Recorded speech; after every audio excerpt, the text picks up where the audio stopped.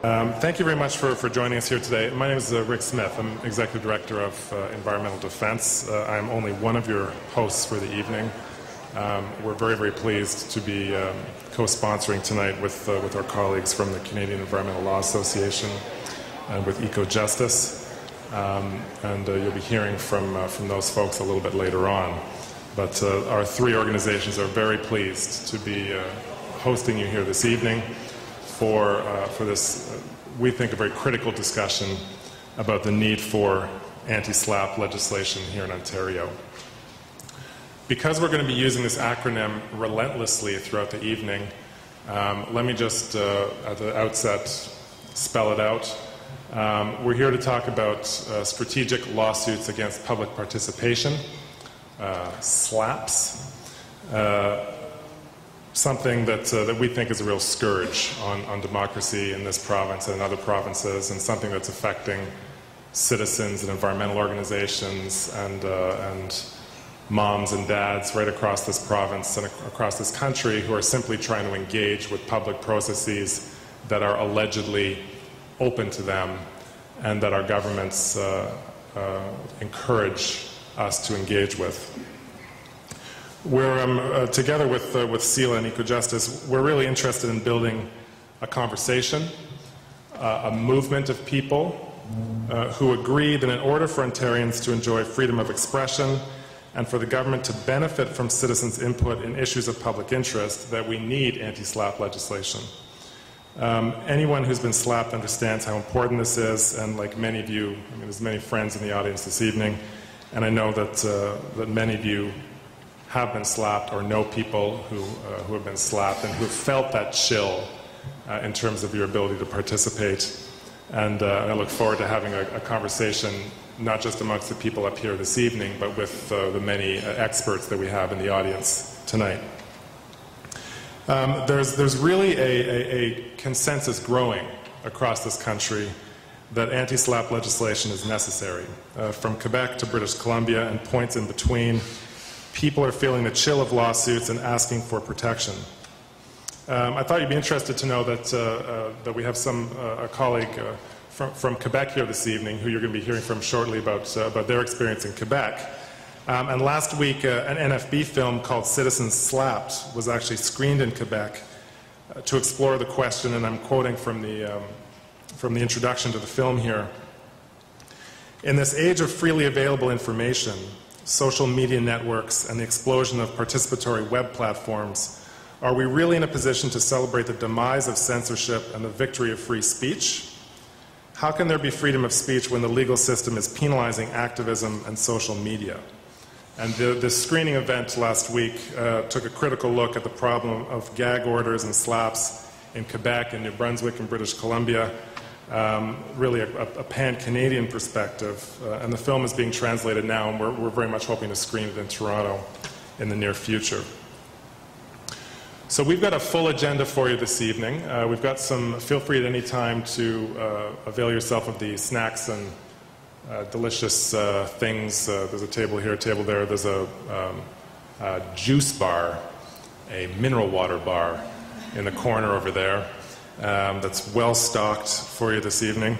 Bathrooms, I saw some people wandering around.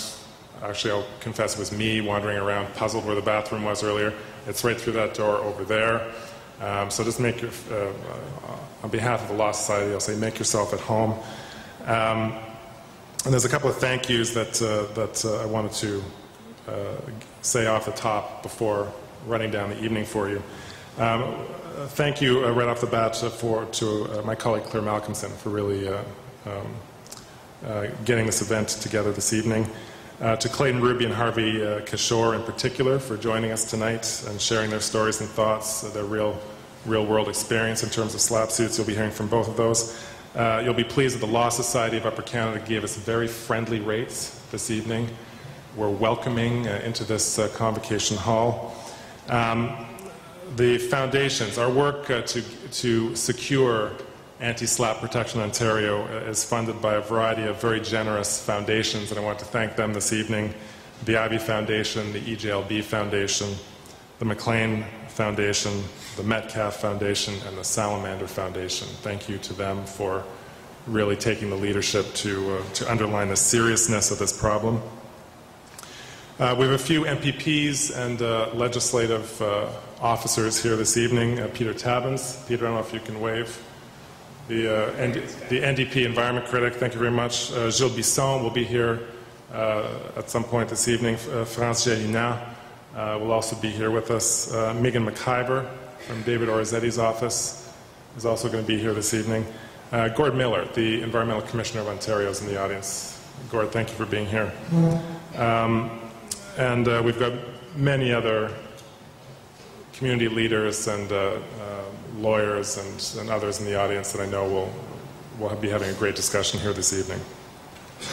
So the evening is really in three parts. First of all, we're going to have three speakers who are going to be pithy and succinct, each one of them. The Law Society of Upper Canada actually comes with a built-in 19th century trap door underneath this podium, where if they go over 5 minutes, I have a button right here I can press. They drop through the floor, never to be heard from again. So the first panel this evening is three people who've had personal experience with SLAPP suits, different kinds of SLAPP suits, from different jurisdictions, from different walks of life. This isn't just an environmental problem. This is not just a journalism problem. This is a problem of democracy and free speech across the board. You're going to be hearing from three people this evening: David Donnelly, Normand Landry, and Harvey Kishore, who have personal experience with SLAPP suits. Then we're going to have a good discussion about their presentations. We're then going to have a panel looking at remedies to the problem. After having this problem outlined, I think in stark and disturbing terms, we're going to talk about remedies. Ramani Nataraja from the Canadian Environmental Law Association, Normand again, Hugh Wilkins from Ecojustice are going to be outlining remedies. What can we do about this problem? And then finally, Clayton Ruby, who's had a heck of a lot of experience in many different areas over the last few years with citizen participation, citizen engagement with the legal system. Clayton will be wrapping up for us this evening. So without further ado, I'd like to welcome our first panel up here to the podium. David and Harvey and Normand. Why don't you gentlemen have a seat and we'll get going.